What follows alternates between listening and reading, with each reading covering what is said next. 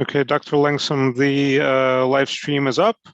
I'm going to make you the host again and make me a co-host when you have a chance. Make me host and I'll make you back co-host. Okay, Dr. Langsam, the live stream is up. I'm going to make you the host. Yeah, you did do that, and now I'm going to make you a co-host. Yes, 1 minute. Make me host, and I'll make you back co-host. I'm going to make you host. I'm looking for you now. Okay, Dr. Langsam, the live stream is up. I'm going to make you the host. Yeah, you did do that, and now I'm going to make you. And I think we've got to mute the YouTube stream on someone's computer.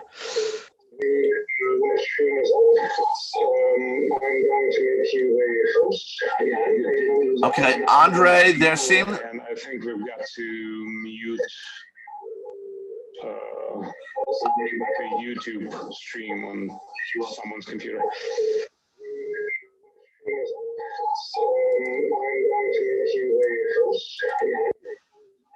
Andre, there seems. And I think to mute the YouTube stream on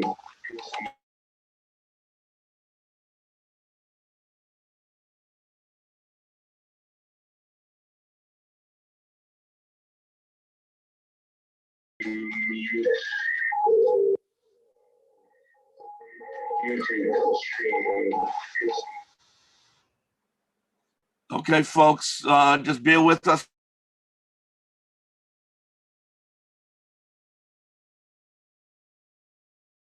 for another few minutes. Okay, someone has dogs barking in the background. Please mute yourself. Okay, folks, just bear with us.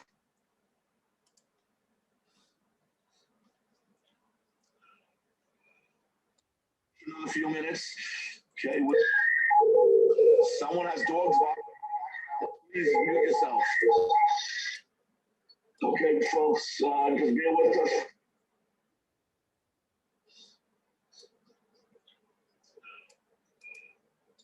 Another few minutes.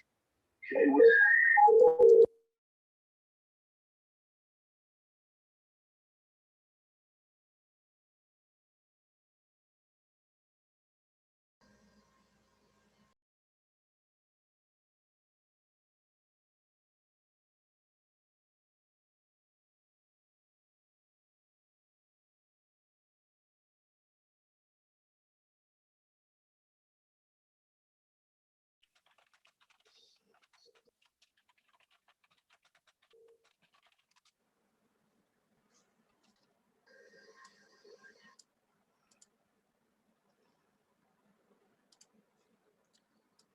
Right, we're just going another few minutes. There's 71 people here. Just wait a few more, and then we'll start.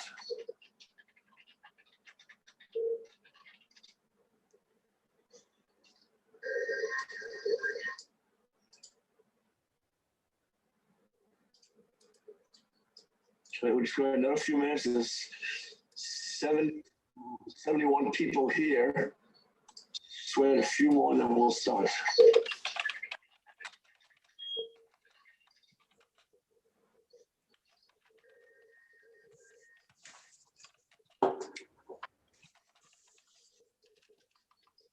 We're showing a few minutes. There's 71 people here. Just wait a few more, then we'll start.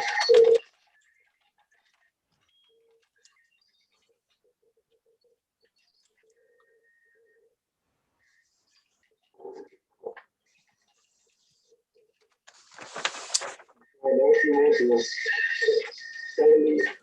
71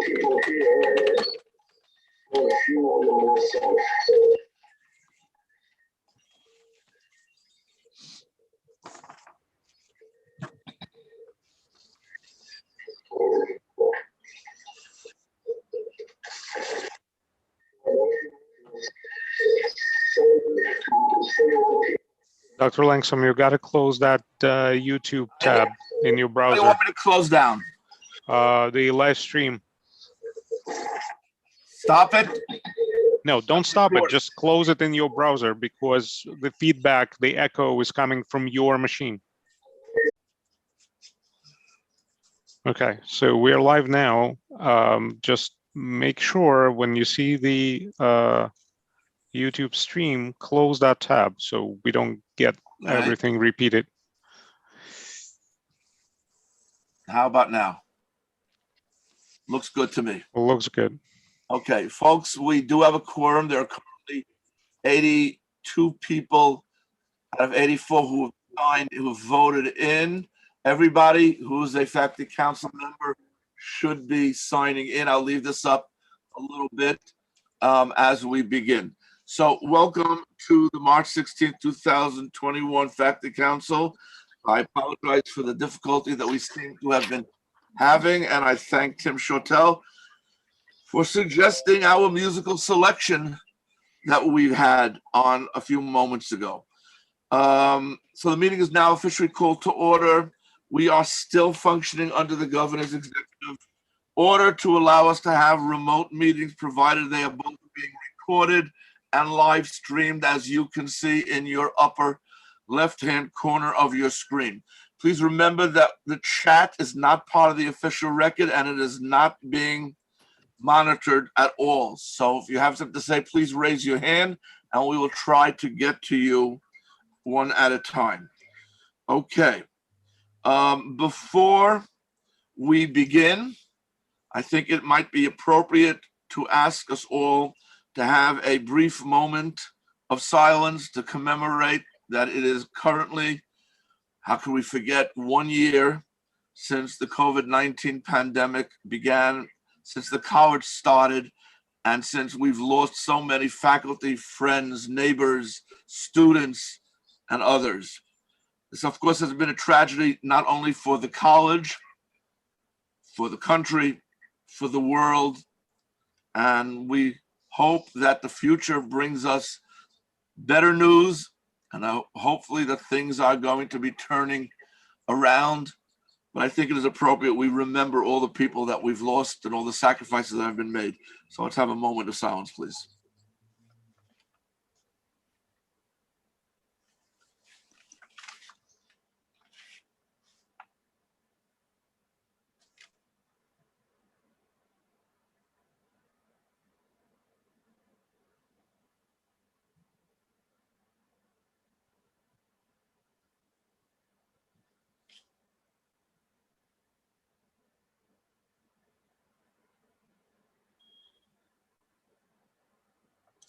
Thank you very much. Okay, roll call has been concluded. The next thing on the agenda is the approval of the minutes of February 16th, 2021. Professor Nadell, please unmute yourself. You've seen, hopefully, in the packet the minutes of last month's meeting. Are there any corrections, comments, or changes? Hearing none, is there anyone who objects to the minutes as distributed? Are there any abstentions? Hearing none, we'll mark the minutes as being approved unanimously. We now move to the steering committee report. Number one is I just want to reiterate the importance that you vote. The University Faculty Senate elections for 2021 will be held the week of March 22nd through 26th. Nominations were already accepted and the election will start on March 22nd. I also want to report that you may recall that at the last meeting, the president asked that Faculty Council consider any changes that we might want to make to the Brooklyn College regulations for pass-fail. Both the graduate committee and the undergraduate committee were asked to review the bulletin requirements for pass-fail. Both committees unanimously voted to leave them as is and to make no changes. So the pass-fail regulations remain in effect as is, and we were told that, and there will be no CRNC policy. I just want to also add that the students' comments, I received comments from the students, they were shared with the appropriate faculty council committees. I'm sure they were discussed, and that is the decision. Okay, at this point, I call upon the president for communications to the administration, President Anderson. Thank you so much, Yadidja. It's lovely to see everyone here. Nice to see you. Yadidja has asked that we keep these remarks very brief given the large faculty council agenda in front of you. So I'm only going to address exactly what faculty council steering committee asked me to address. Prudence and Martha asked for an overview on fall planning. So let me give you some highlights. There are lots of questions that are both unanswered and presently unanswerable. For instance, we have no answers on mandatory vaccines or mandatory testings, whether or not either of those things will be mandatory before returning to campus. We have no information on what the social distancing mandates will be when the fall comes around. That will obviously alter greatly our ability to use the physical space of the campus. We have a guidance memo from Cuny Central that is forthcoming. That was forthcoming a number of weeks ago. Well, we hope that it is forthcoming or coming forthcoming, and we'll share with you obviously whatever guidance we get as soon as we get it. It is true that guidance from the state, the city, local, state, and federal health officials will control many aspects of what we can do, what we cannot do, what we must do as we approach the fall. And it's also true that that guidance is likely to change over time. So I appreciate your patience and goodwill as we try to tackle this situation that carries such great uncertainty. Wanted to report that both the Middle States Commission on Higher Education and the New York State Education Department have authorized allowing online classes due to the continuation of the pandemic. So that accreditation issue is no longer a challenge for us with the fall. The focus from Cuny Central, the narrative that we are getting is to increase in-person presence on the campuses in the fall. We, as part of a dialogue with chairs that was fairly in-depth, we made a decision to move student registration for the fall from this week to April 7th to accommodate both chairs and some faculty members' desires to change the modality of classes from in-person to hybrid or online. We've certainly granted chairs a considerable amount of flexibility on that. And also to accommodate the fact that CUNY First is going to have an outage, a substantial outage during March for about a week, and then there's spring break right on the heels of that. We sent some guidance to chairs indicating that they can schedule 50% or more of classes in an online format where there is faculty interest and the chairs and the deans agree that there is that the program or the class will be delivered in an academically rigorous and excellent fashion.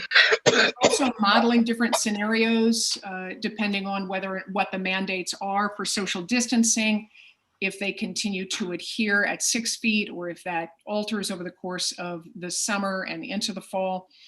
At this point, we are planning a mix of in-person, hybrid, and online courses with the knowledge that the guidance we get may change, and we all need some patience with the propensity that we face that these modalities may need to change over time.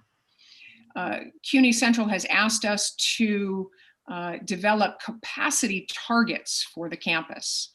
That is, capacity in the fall targets, asked us to identify them by the end of May and to submit a revised campus reentry plan.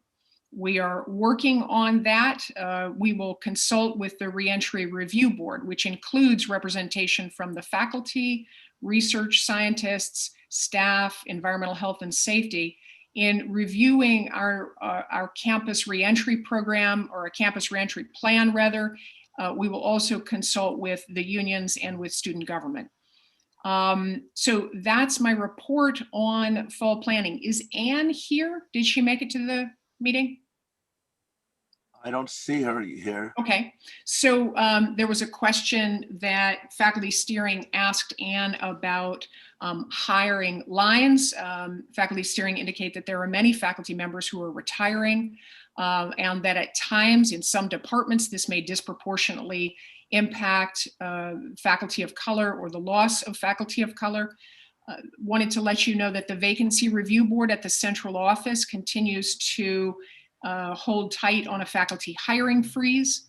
Nevertheless, we are, through the regular process that we engage in each spring, each early spring, we are going through and updating our hiring plans to prepare for a time when we have both the resources and the go-ahead from the central office to hire more faculty. We're also lobbying for additional resources to hire more faculty beyond the scope of what we need to maintain our budget. The last piece that was requested from faculty steering was about CRISA and what it can be used for. I don't think we have new information about that, but Alan? Yes, good afternoon, everybody. I had a meeting yesterday at the university. All the VPs and budget directors were there about stimulus money. The university advised we should continue spending our CARES allocation, which was the first stimulus package, HERF 1, but they still have not received operational guidelines on CRISA, which is the second one, HERF 2, or obviously the new one that just was approved this week by the federal government. But we meet regularly and we hope to have updates soon. Those are the remarks from the administration. Thanks, Alan. Thank you, President Anderson. Does anyone have any questions for the president? Professor Shortell? Thank you. This is good news in terms of the budget with the most recent federal stimulus, and it's my understanding that New York State no longer has a revenue shortfall with the aid to the local governments and the additional aid to educational institutions. So that's a much, it seems to me, a much more optimistic budget picture than we've had quite recently. So I have a very specific request that I think connects with what you have indicated with regard to our fall planning and the fact that so many unknowns remain. It seems pretty clear to me, and I think this is a view shared by many chairs, that whatever more in-person instruction will mean for the fall is almost certainly going to require that we're going to need smaller in-person classes because of the constraints on the space that we have. So I would like to ask the administration if you could commit to using the federal stimulus monies that are available to allow departments to schedule smaller classes and therefore need to schedule more sections so that we don't lose any capacity in terms of the number of student seats and impede students in their progress towards the degree. And therefore, we need additional funding to hire more adjuncts to cover those additional sections. So it's a good question, Tim. Thanks for raising it. We don't know what the scope of what we are allowed to use the money for. Let me just pause for a moment and indicate that the CARES money, we have not seen on our campus any of the CARES money. We're not planning the return to the fall in a way that would require changes to the size of classes. That will continue to be negotiated between the chairs and the deans as it has been. But I want to pause and just let Alan comment on the scope of what we know about CRISA and what we don't know about CRISA, or the planning questions. Yeah, sure. And as I said, at this time, We've been told Crisser is more flexible, and sorry, I'm gonna want to drink. And the third package is also more flexible.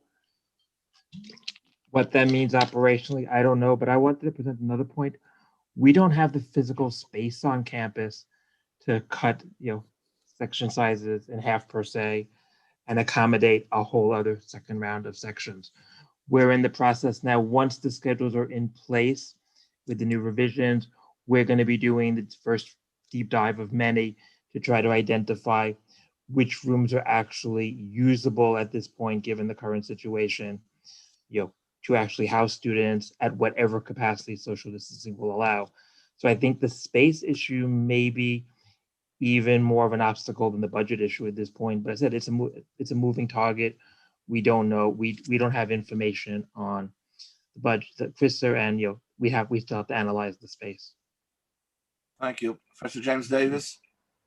Thank you for the updates. I guess I am concerned about the delay in the guidance on CRISA, Alan, because precisely for what you said, CARES is much more restrictive. And so, CRISA was approved on December 27th of last year. Here we are, it's March 16th. If the university doesn't, have guidance yet from the state about how to operationalize it, that's a bottleneck.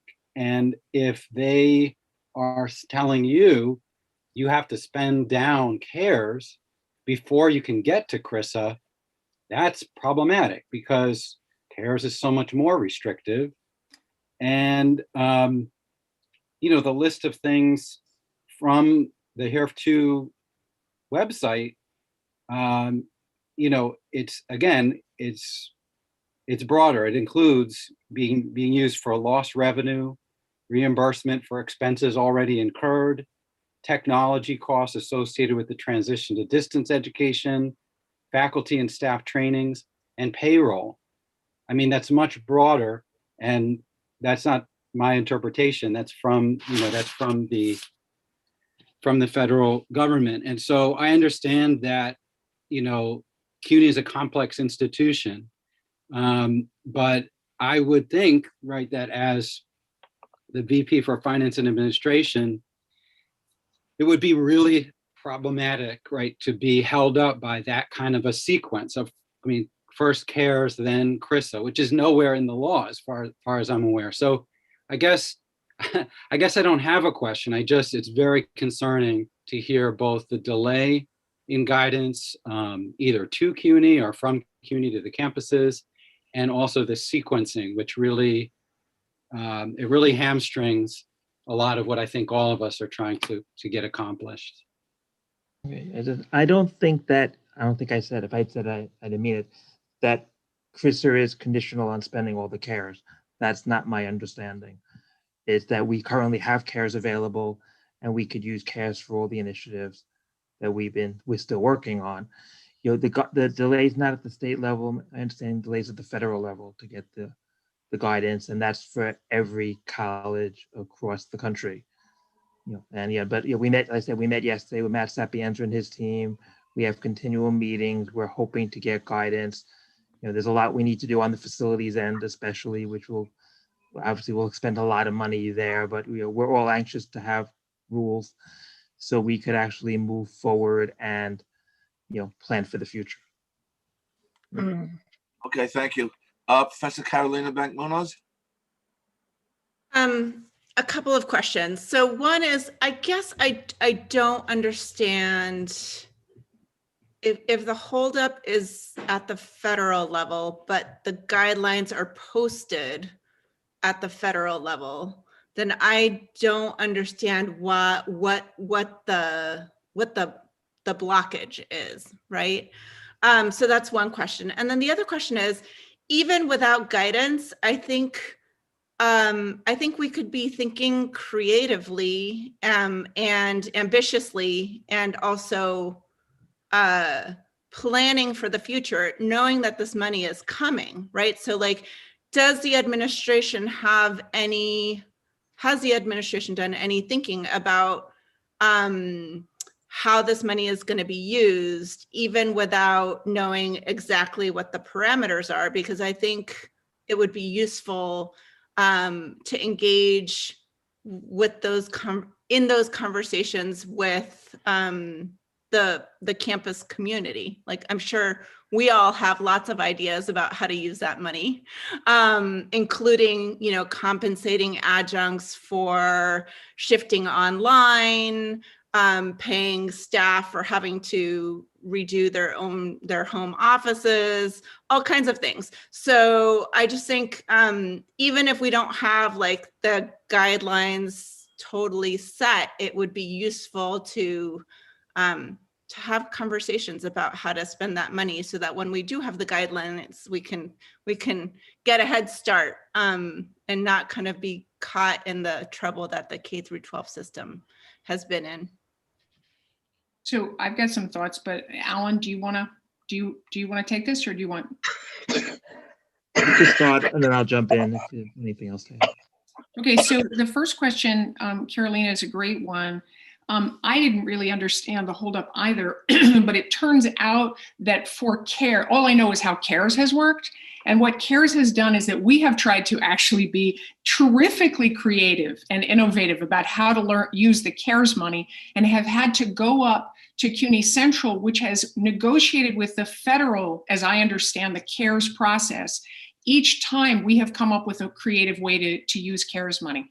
For instance, the largest chunk of money that we're using for CARES is actually for additional TAs and support in classrooms for faculty teaching large online classes. That, I think, we're the only campus that's using the CARES money in that creative way, and that had to go up through the Fed. So that's despite the fact that initially CARES had some generalized language like the CRISA language is out there, but that alone was not enough to allow us to do, we had lots of other ideas, they were all squashed.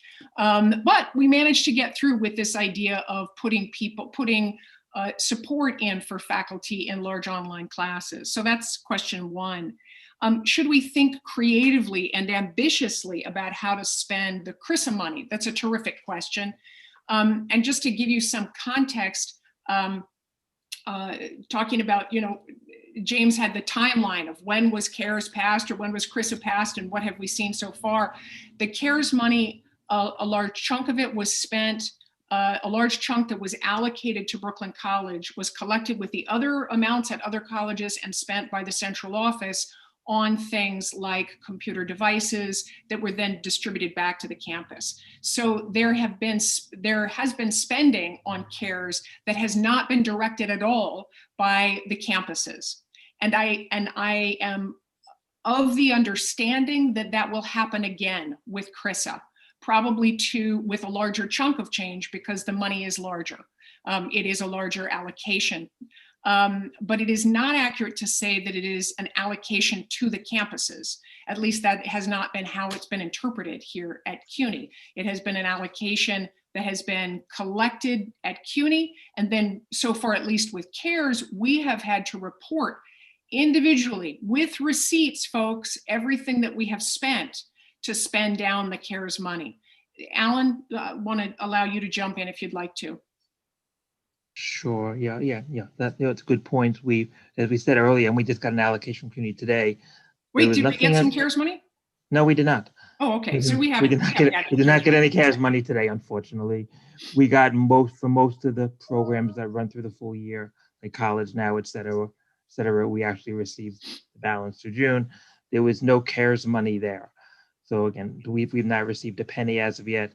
The other point I wanted to mention, the amount of work required to administer it on our end is fairly significant. And not only have we not get extra staffing, I've lost 60 people over the last several years.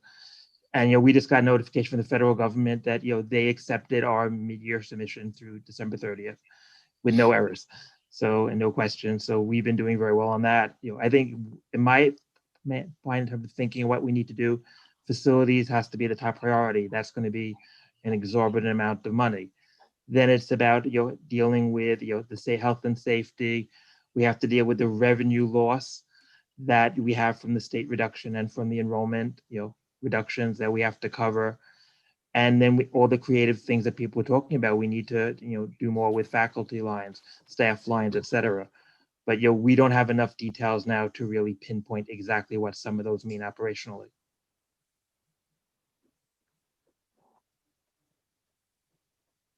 Okay. Professor Marina Hashmi. I was wondering about sort of the sequence of events. I know that everyone is committed to sort of, a safe return to campus. And in order to have that safe return, we need to have a safety plan, and we need to know what the capacity is. And I know that some of the capacity planning was supposed to happen like last year. I think there was some, so it feels like we're doing this backwards. We should know how many people we can have on campus and whether we can have them there safely before we start scheduling classes, right? Because we don't know if we'll actually be able to have those people on campus safely or if you have the space for them. With that in mind, that if we don't have that information yet, it seems only logical to be conservative and plan for smaller classes because they can be increased if things change. This came up in our department meeting today, and I said, you can't unenroll students, but you can add sections, right? Or you can increase the caps on sections. So in other words, it makes sense to go for smaller sections, a greater variety of options for students, because if we are in person, if we can have larger classes, we can always increase those class sizes if we need to, right? So I'm just sort of confused and a little concerned that we're planning for things when we don't actually know if it's possible to do those things. And also it's been a year and we don't know what our capacity is yet in terms of space. That's a little concerning. So we already have a safety plan. We already have capacity right now. And we're within our safety plan that is readily available online. You can look it up. We went through a very extensive process to develop a campus safety plan and a campus reentry plan. And we're currently in one stage of that process. We don't know, you're absolutely right, we don't know what the social distancing mandates are going to look like in the fall. It's very interesting. Folks trying to figure out, well, what's the safest thing to do? Is it safer to plan for in person because it's easier to go online? Or is it safer to plan online and remain online? It's almost impossible, we are speculating, many people are speculating, to go from online to in person in the fall. So I think different departments and different faculty members are doing different things. Alan, though, do you want to talk about the capacity and safety plan process we're going through again to update our safety plan, to submit a new safety plan with new capacity targets at the end of May? Yeah, sure. We are working with the university. We did an assessment of every building and all the air handlers and ventilation in every building, submitted that to the university. They asked us to prioritize what we thought we can get done for the fall. We did that. Then they came back to us and said, please put this into 3 different priority levels, A, B, and C, because we're not sure we could possibly do all of it. And we've done that last week. We're now waiting to get a response from them on that. We are, as I said, once we get a sense of the classes on campus, we will be then, trying to, match rooms and availabilities given what we know is today. The analogy I use is like working on a puzzle where you don't know what the puzzle looks like. So it's a little tricky. We have to assume worst case scenario that there'll be social distancing 6 feet between every single person. And we're going to have to use the rooms with the best ventilation. That's going to be our starting point, and hopefully we can grow on that. So again, it's a work in progress. Getting these schedules in as accurately as possible on the first go around will make it a little easier for us in our planning. But I know it's hard for the chairs and the program directors to do that as well. We're all not quite sure of how it's going to play out. By the end of May, we're going to have to make final decisions on things. We also are looking at, it came up at the last meeting, and but no one asked us in chat. We have spent the last few weeks looking at spaces we have where students could do remote work. If they take an in-person class 9 o'clock in the morning, for example, and they have a remote class at 11 a.m., we're looking to see what spaces we could identify where students could actually do remote work while they're on campus. That's the challenge. It's, again, if there's social distancing, and then we have to provide headphones. And so, yeah, we are, trust me, we are looking at all these variables. It's very complicated, from how elevators are going to work to how we're going to clean restrooms and high touch points. You know, there's hundreds of challenges. You know, we're going to do the best we can. We definitely want to get guidance from people, but you know, there's a lot to be done. On the positive note, and I want to thank again Michelle publicly for this. The university, after being asked probably 10 times and saying no, agreed to allow us to start a search for an AVP for facilities. It's not going to help us today. He'll help us hopefully when we return to campus. So, you know, I think that was really positive mood, and Michelle went to bat many times to the university until they finally relented and approved the position. And we do have, I have 2 faculty members who will serve on the search committee, Brian Morelli and Jen Ball, both who were the prior and current, you know, chair of faculty council campus planning. So, yeah, I see that as a big positive. We're looking forward to filling that key position. Thank you, Alan. I have 3 more hands up. And we're getting very late. We have a lot of business to do. I'm gonna ask each of them to please speak very briefly. And if answers are to be given, let's keep the responses very brief as well. Professor Esty. Yes, with respect to the puzzle metaphor, and with respect to, I believe it was the BC Navigator system, would the administration be willing to keep a log of the different safety implementation steps that could be shared on a regular basis? For instance, when you put in a filter in a given room or a given building, if you switch out a certain aspect of air filtration in a given sector of a building, such a log as one I'm proposing would give all of us clarity and transparency on the puzzle pieces, and would begin to, I think, reassure everyone of what in fact is being done. So that's a question I'm asking to the administration, whether they'd be willing to do such a log as the one I propose. Fascinating idea, Ken. I'm sorry, Alan, you wanted to. Okay, we do. I just want to go back to, we developed a system called C-Entry, which sort of replaces BC Navigator now. We're tracking every single person on campus and where they are and making sure they have approval to come in. We have all that data. So we're taking that part very seriously. We won't be able to do that if we're at 1,000, 2,000 or more people, but for the 500 people we have on campus, so every day we're doing that.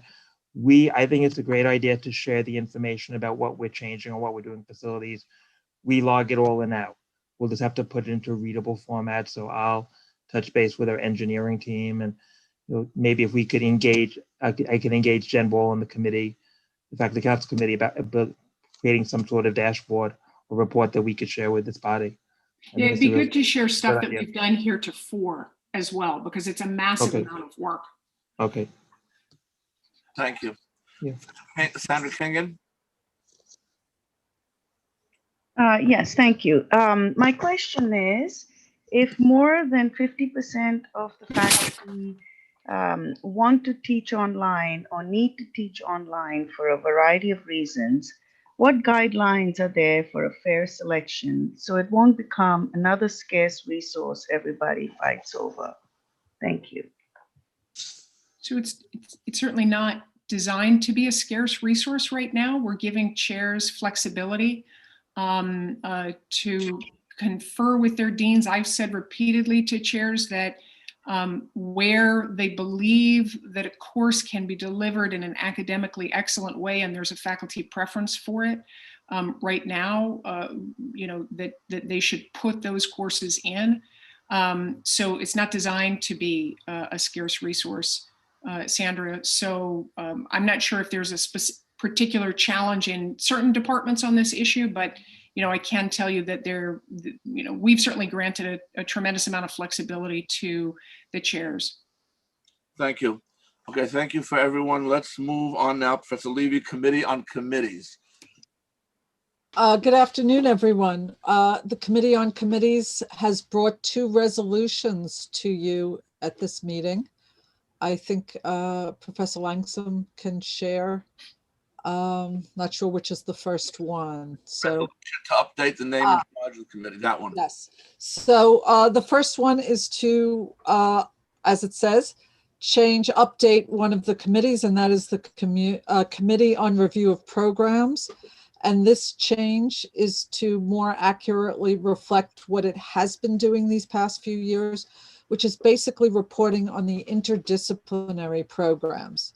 And so this is to actually change the name from Review of Programs to, as it says, the Committee on Review of Interdisciplinary Programs. So this is basically updating it to what it's already doing. Secondly, this is a committee that has not had student representation, and given faculty council's desire to have as much student representation as possible, where possible, this places a student firmly in the committee as one of its requirements to have a student representation. And again, to more accurately and to help them do their work, to say that given their oversight of or their review, maybe is better, of interdisciplinary programs, that also one of the members should be either a current or former program director of an interdisciplinary program. I think other than that, it's fairly straightforward. I assume no one wants me to read it, but are there any questions for Professor Levy? Hearing none, I will launch the poll. Only faculty council voting. There is a question. Yes, there is. Maria, Professor Maria Gonzalez, please. Hi, everyone. Sharona, I was chair of the committee a while ago, so I just want to be my memory refreshed. Are there any programs that are not interdisciplinary? And if so, where would they fall? I thought there was at least one, so I'm not sure about the response to that nowadays.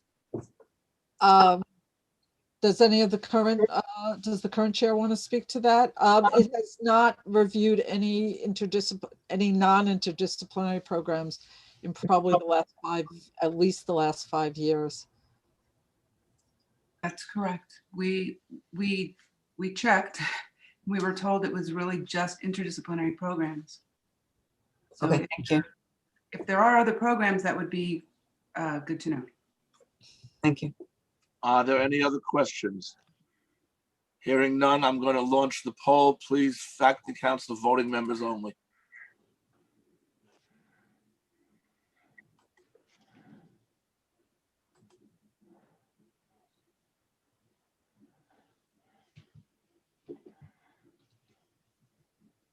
Has everybody voted? Votes are still coming in. Okay, let me share the results. As you can see, 88 voted yes, 2 voted no, with 1 abstention, so the motion carries. Okay, we now move to the second motion. 1 minute, I have to share my screen again.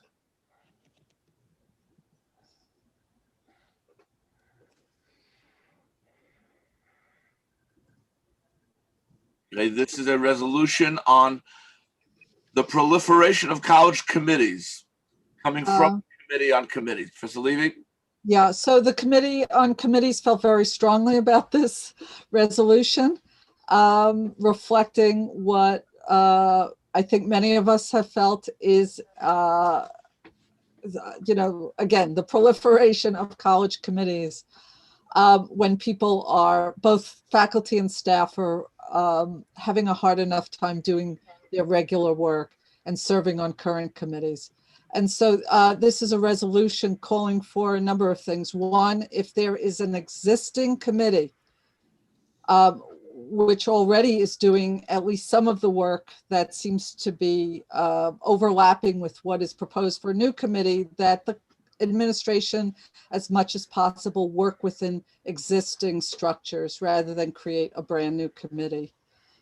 Secondly, it's come to our attention that in some cases, the supervisors, in most cases the chairs, are not being at least informed that someone has been asked to serve on a college-wide committee. And given the challenges that, workload and assigning that workload to when we're all understaffed, it's important that at least chairs are told that an offer has been made or that someone's being asked to serve on another committee. So again, we hope it's self-explanatory, but again, you can see it for yourself. Are there any questions for Professor Levy? Let me just see. No one has raised their hands. So we're going to proceed to a vote. Let's call for discussion. Please, faculty council voting members only.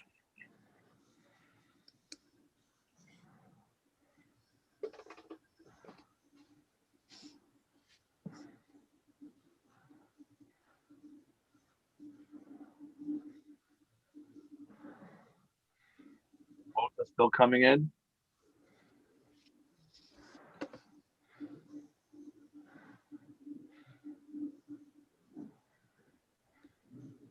Okay, I'm going to end the polling now. Share the results. As you can see, 87 voted yes, 2 voted no, 3 voted abstain. Therefore, the motion passes. Thank you very much. Professor Levy, do you have anything else you'd like to announce? Just that the Committee on Committees will be putting together next year's slate. So we hope that if you're approached and are able to serve, that you will agree to serve and encourage your colleagues to do so on existing faculty council committees. Thank you very much. Thank you. We now move to the liaison with the University Faculty Senate, Professor Cohen.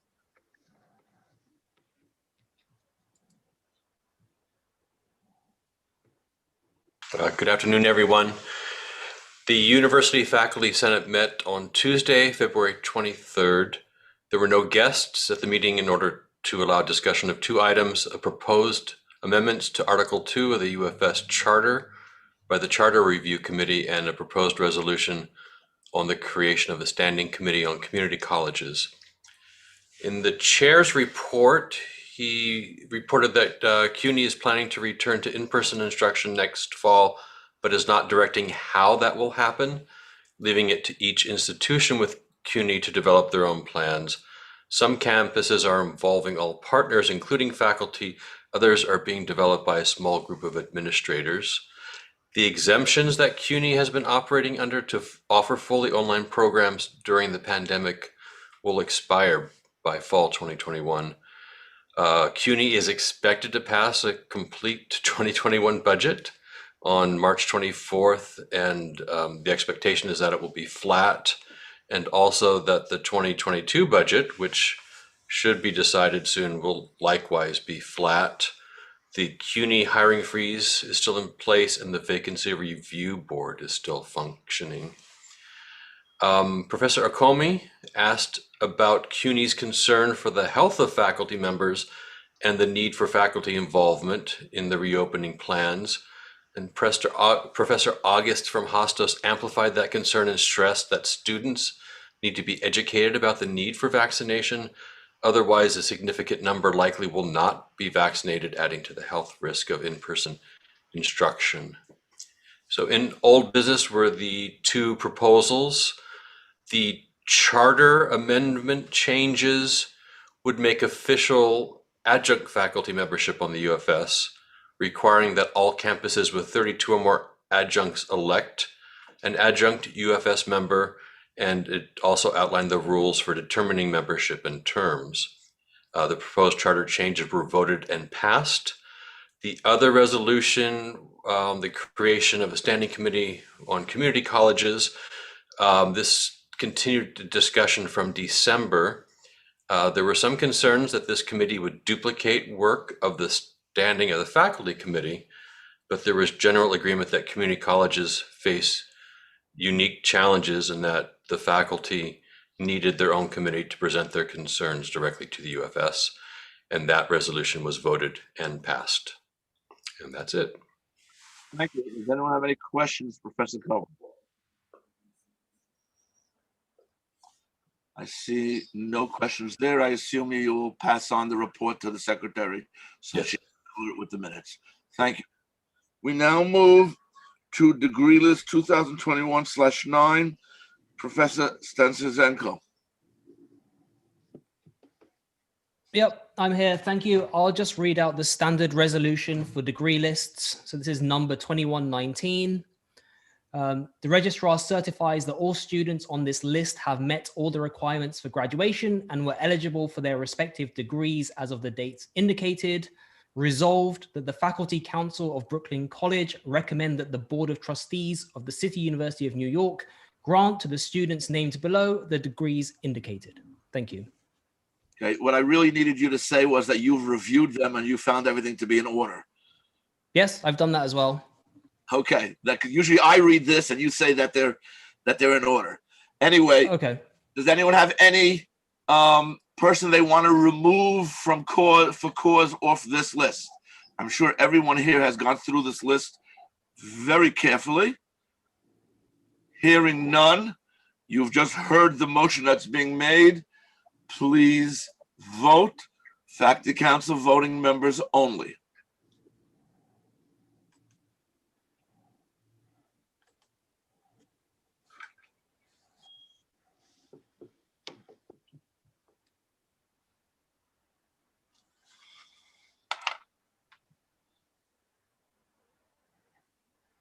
Okay, anyone else voting?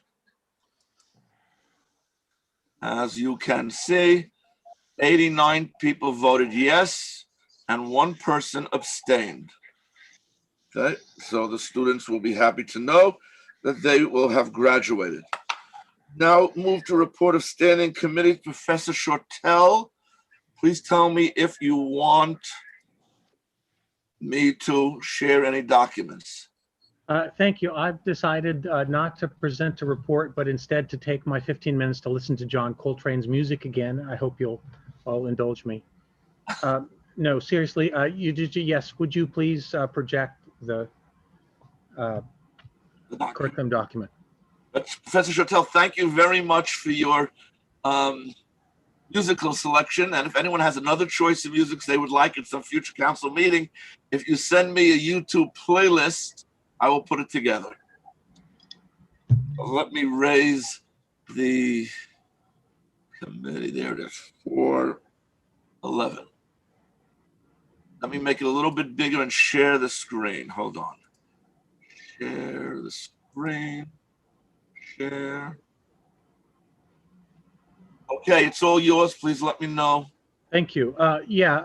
First of all, I want to alert you to the fact that the committee is withdrawing the submission on page 29 of the document. We need some additional material from the department on the proposal, and that's forthcoming. So we'll bring this back in the next curriculum document in April. Due to an error on my part, we left a couple of course proposals out of the document, and I will bring those to the committee and to this body in the April document.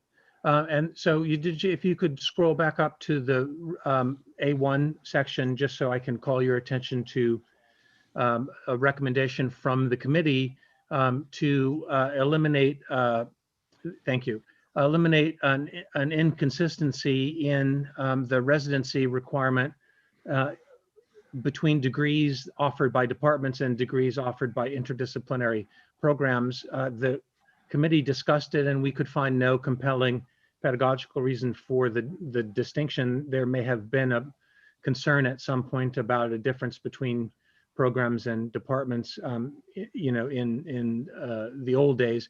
But since that doesn't seem to be relevant today, it seems that the rule would be simpler if it was consistent. So we're recommending the following change, and that the residency requirement become 15 credits in advanced courses in the major or interdisciplinary program, completed with a grade of C- or higher for all degrees. Any questions on the items in the document?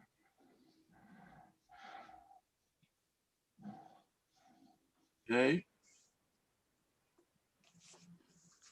I see no one raising hands, in which case we will proceed to a vote on all of 411 minus page, what was it, 29? Page 29, correct. Everything except for page 29. Please vote. Faculty council voting members only.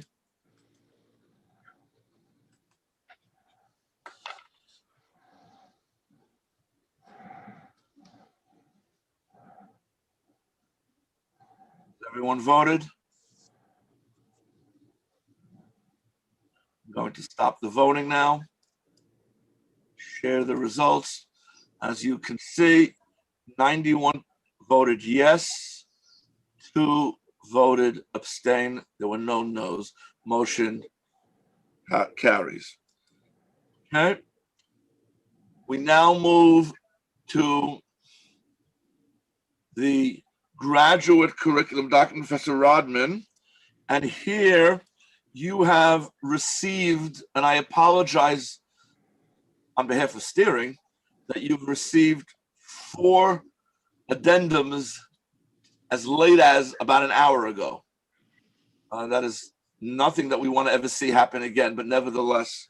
So I'm going, Professor Rodman, what do you want me to share right now? If you could share the document and the addenda. Okay, let me do it this way. Let me share my entire screen.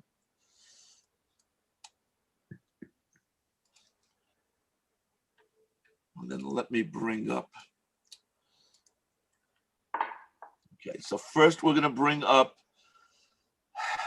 document 262. Okay, go ahead.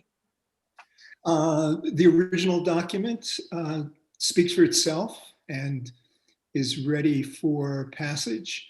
The addenda should have been part of this document, and because we had a very, very full document this month, and we had a lot of back and forth, there were 4 documents that were not included when I sent the. So let me bring them up one at a time, and if anyone has any questions, they'll be up here, and I'll better switch back and forth to them. So first of all, there's a section A3, a new section A3, MA degree program education, art teacher, all grades. Okay, that's a new degree. I'm sorry, that's a change in degree. Then we have an AV, change in existing course. Okay, which changes it, as you can see here, to advanced seminar pedagogy and curriculum P12 instead of using middle child and adolescent education. Then there is a change in existing course from seminar 2, middle childhood and adolescent education. The new title is Methods in Pedagogy and Curriculum P12 Physical Education. And finally, again, a change in an existing course, but there is the change is in the prerequisites. Okay, completion of all program conditions and it was changed to including 2 different courses and removing the other ones. So those are the 4. Let me stop the share. Does anyone have any questions for Professor Rodman on the document? That's document 411 and, I'm sorry, document 261 and the four addendums. Are there any questions? Hearing none, I will launch the vote on the entire thing. That is the document and the addendums. Please vote.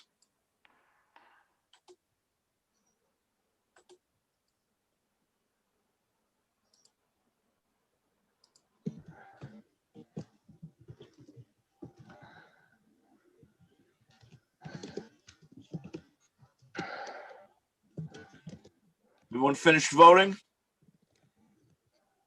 I'm going to end the polling and share the results. And as you can see, 89 voted yes and 2 voted to abstain. Okay, thank you very much, Mr. Rodman.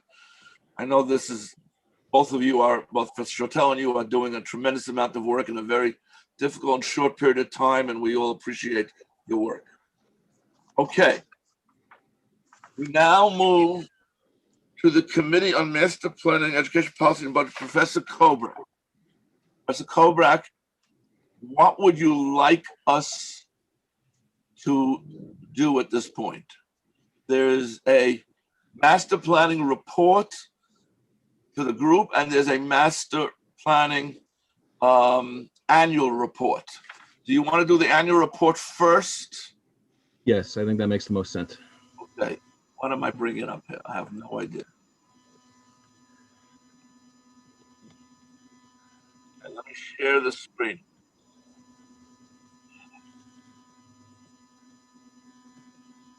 Okay, you recall that we asked the chair if there's anything he would like to add to his annual report. Kobrak, anything you'd like to add to this report? Actually, there's one minor correction that was brought to my attention. In the last paragraph on the first page, Michael Lanza is referred to as an associate vice president. He's actually a budget director. I am sorry for the confusion. No problem. Do me a favor, just send that email to the secretary. She'll fix it. Absolutely, absolutely. Does anyone have any questions for Professor Kobrak on this annual report? Hearing none, we will, in fact, the council is happy to accept your report, and please thank you and your committee, okay, for the extremely important work that you do. Okay, we now move to a special report titled Report Growth Opportunities, which you present to the faculty council, and we've distributed together with several emails from other faculty members, both pro, con, and in between. Professor Kobrak, would you like to first present it, and then we'll open it up for discussion? Yes, thank you for the chance. First of all, it should be clear what the context for the document is. This was. Should I share it on the screen, or there's no?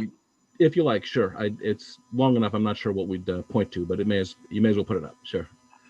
And this grew out of a meeting between Master Planning and President Anderson and with Alan Gilbert in December. The sort of charge at that meeting was to think of some out-of-the-box solutions to the campus's budget problems. We were still facing, obviously, a great deal of uncertainty then, as we are now. The consensus of the meeting, and this was reinforced by Vice President Gilbert, was that we weren't going to be able to cut our way out of these problems. There's simply nothing, there isn't enough available to cut, and so growth would be a priority. That would be a way to address shortfalls in the budget. So the committee spent roughly a month working together to hash out some ideas, trying to imagine what the environment would look like after COVID has receded, we hope. And in particular, to think about how what students would be looking for at that time and what they would respond to, what to expect in the way of a post-COVID world, and how to position ourselves to grow and accommodate student needs. Excuse me. So the plan that emerged had 3 real parts.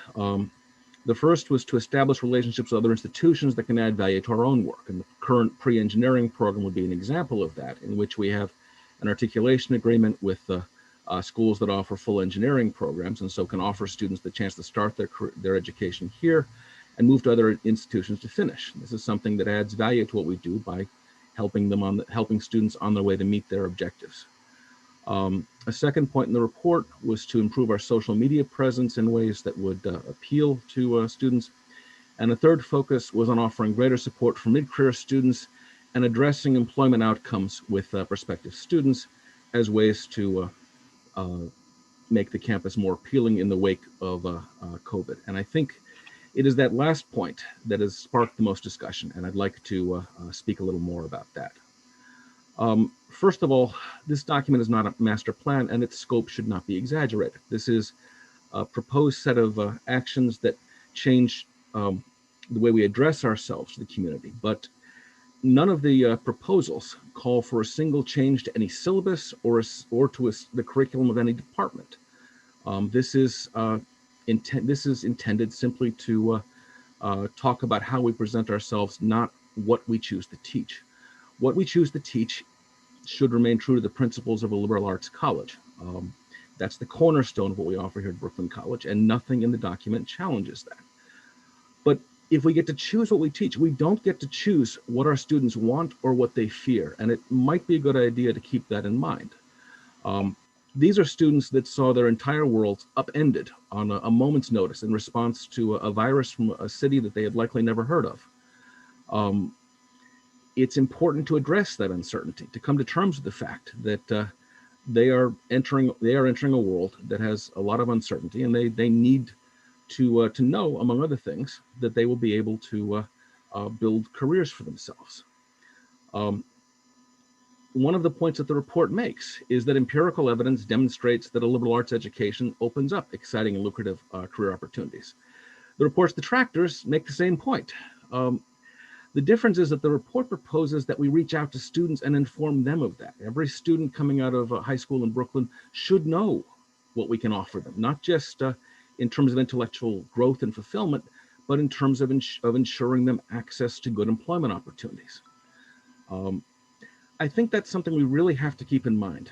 Maybe if we imagine that students are considering what career to take, it might not be reassuring to them anymore just to hear that a blanket statement, a college degree will get them a good job.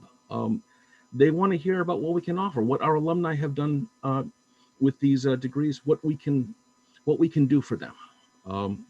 I have to say, when I joined the college and joined this community of scholars, which I was very excited to do, I asked about salary and benefits. I wanted to know what the financial side of being a part of this community was going to be.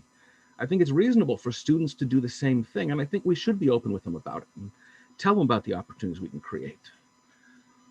That doesn't mean changing who we are or what we do, but I think we should consider that there will be students who are coming from situations where they and their families are making sacrifices to be here. We should respect that and tell them what they can get for those sacrifices, not just in terms of personal growth, but in terms of career opportunities. And we should also consider that they have families they need to explain themselves to. If a student becomes excited about a career or about a major that is not perceived to be something that leads to lucrative careers, and they go home to their parents and say, I want to major in X, and their parent asks, what are you going to do with X?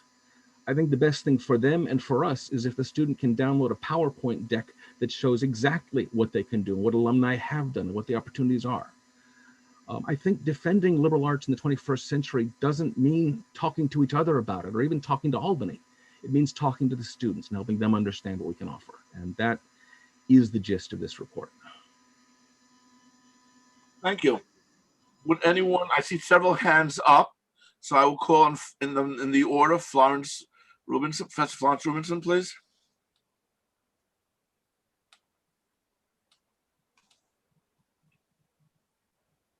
Florence, you have to unmute yourself.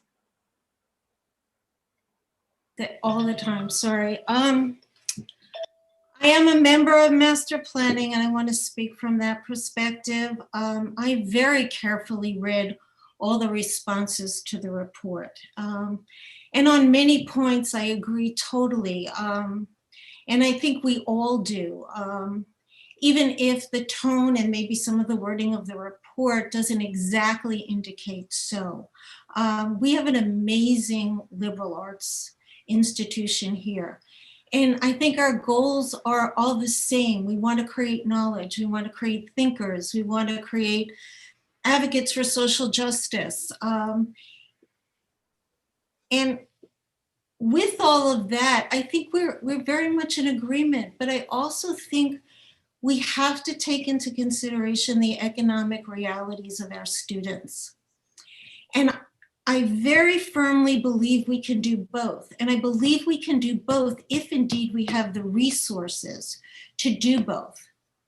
So that said, I think the issue should be not so much the ideas, and that's all they are ideas in this document, but it should be how we can fully fund CUNY.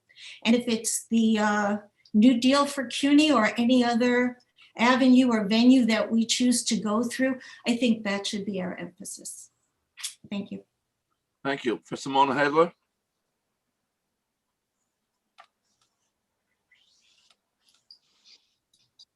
Well, thank you, Flo, for that. And I loved reading all of the very impassioned positions that my colleagues took, but I'm going to take one differently. I think there's an arbitrary division between liberal arts and pre-professional that's going on in this document, and I'm going to speak very much from the point of view of the arts chairs and the arts department. I feel, and most of us do, both morally and ethically charged to get our students jobs.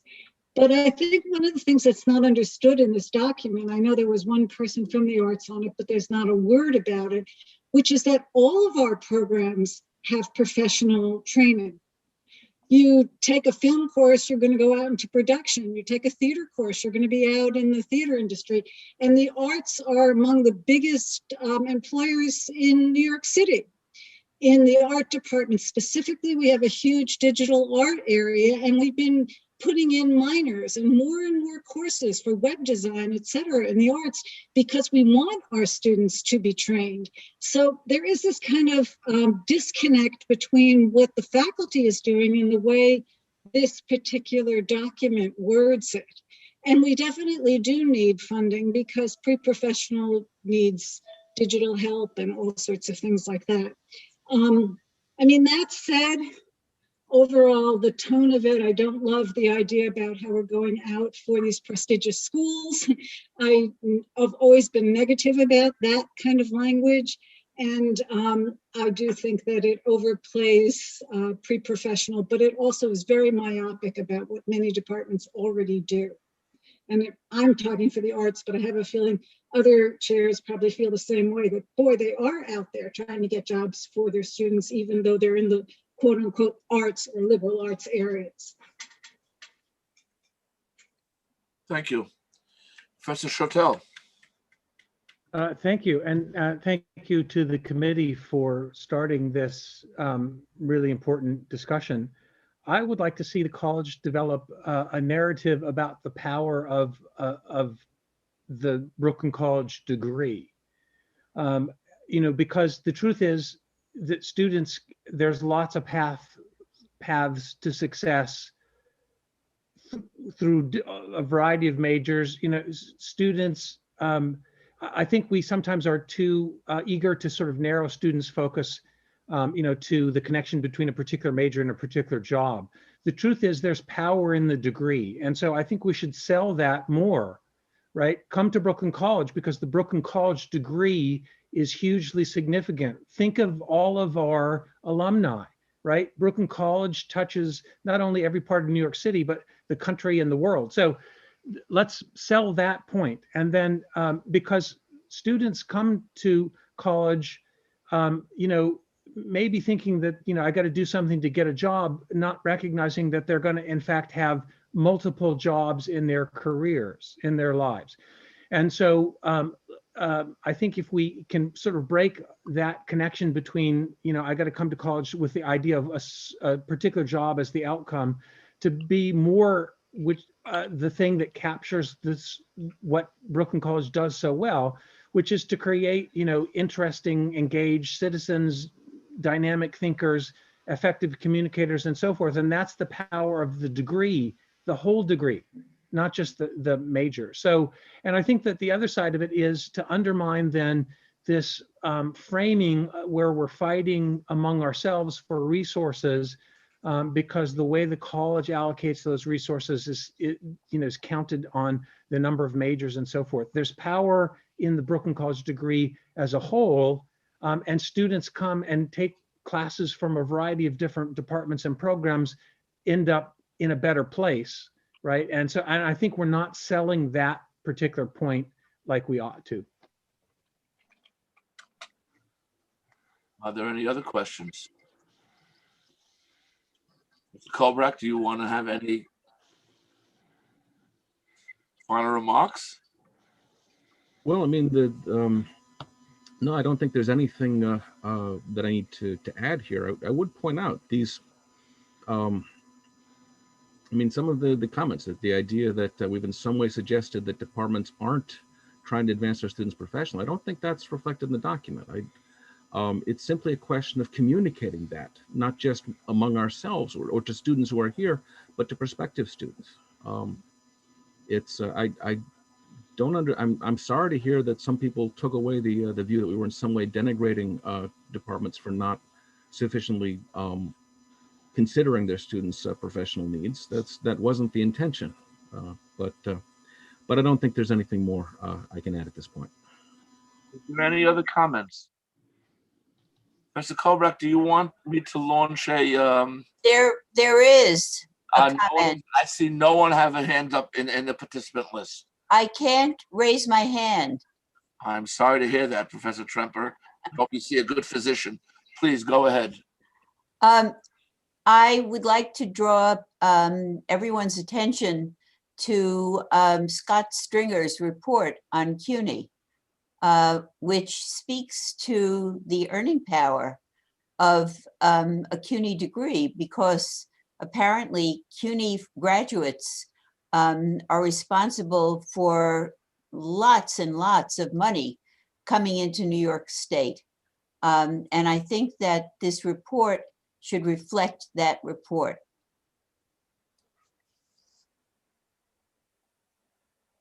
Well, I mean, I'm afraid the report is where it is now. When did Scott Stringer's report come out? I'm afraid I missed it. Very recently. I can send you a copy of it. Yeah, I mean, that's okay. This report was written largely back in December and early January. So I'm sorry. No, I'm not blaming you for it. I think it would be great to include it in the report. That's all. All right. I'm sure happy to add that as a link as an appendix to the report. It's in the chat now. Mobina put it in. Mark, I don't know, you didn't see my message to you. Do you want any kind of endorsement on this report? I don't think there's a need for a vote. This was in response to a request from the president. It was shared because we are a faculty council committee and operate transparently. Thank you very much. First, I want to thank you on behalf of all of faculty council. Your committee has done an outstanding job, and this hasn't been done for so many years. It's one of the reasons we have a master planning report, not only to look at numbers, but also to help guide the entire college. So please, I want to thank you personally and your committee for all the work that you've done. Okay, that concludes, surprisingly, our agenda. I am not aware of any old business. Is there any old business? Having heard of no old business, is there any new business? I have one piece of new business, but not what you think. Go ahead, Professor Lynch. I have no idea what it's going to be. Yeah, well, I have one piece of new business. Thank you, everybody, for being here. I'm actually working outside of the college with regards to the attacks that have been recently occurring in the Asian community. I mentioned it to my department as well. Many of the Asian community leaders are organizing either a gathering or a Zoom sort of thing because of the ongoing situation with regards to COVID. And I would ask that you keep this in mind. I'm going to try and send that out because I think that it's very important that we support the Asian community when people are being attacked, some killed in certain parts of the country. And so since I'm involved in that, I wanted to make sure that my friends here and my colleagues here at the Brooklyn College community are aware of that. And I'd like to enroll them in that vision as well. Thank you. That's my Thank you, Mr. Lynch. Can you put together a very brief statement, and Faculty Council will be glad to mail it out to all members of Faculty Council. Thank you very much. I will. Okay. Is there any other new business? Well, hearing none, thank you all for being here today. I apologize for the little mix-up at the beginning today with the triple echo going back and forth. I still don't understand why, but whatever it is, we did a lot of work today. It was a very good and collegial discussion. This is wanted just to make a point of that. And I look forward to seeing all of you at our next meeting. For those who are going to be playing around during spring break, do it in a safe manner. Otherwise, have a good vacation, and we'll see you all when you return. Have a wonderful break and holiday for those who celebrate. Bye. Nice job you did, Jeff, with all your forms.